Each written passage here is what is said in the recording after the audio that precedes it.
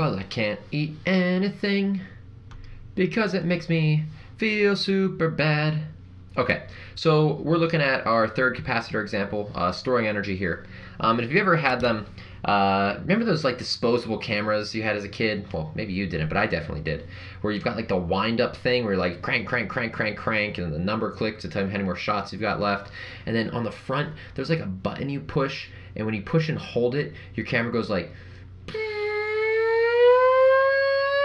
and it gets this like high-pitched whine, and then it's like your flash is ready, and then you run around and just like take pictures of everything, right?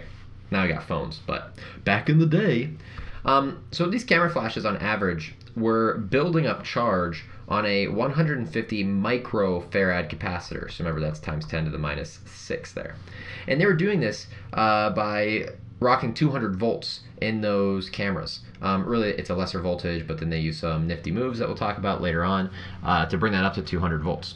So how much energy are they storing in this capacitor before they run the flash? And if we just want to find an energy real quick, this isn't bad at all. We just say that the stored potential energy in the cap is equal to 1/2 CV squared.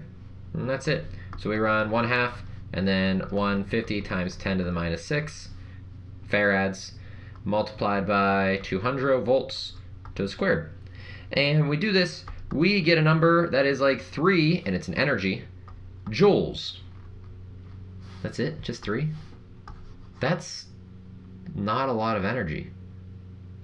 That flash is like really blinding, so what's going on? Well, as we'll see later on, that brightness of the flash, that brightness is actually representing power. And if we recall power is a work or an energy that you do in an amount of time. And these flashes actually go off in under like a microsecond, or under a millisecond, under a millisecond. And that means that these flashes are outputting something like 3,000 watts of power.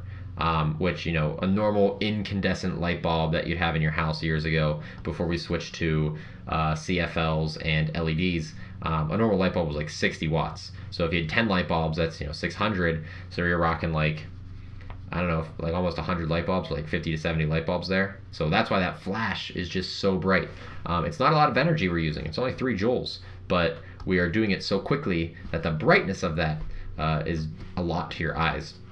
It used to actually be, before we had good light bulbs, they used to make something called a flash bulb, which it would go off boom once, and that was it.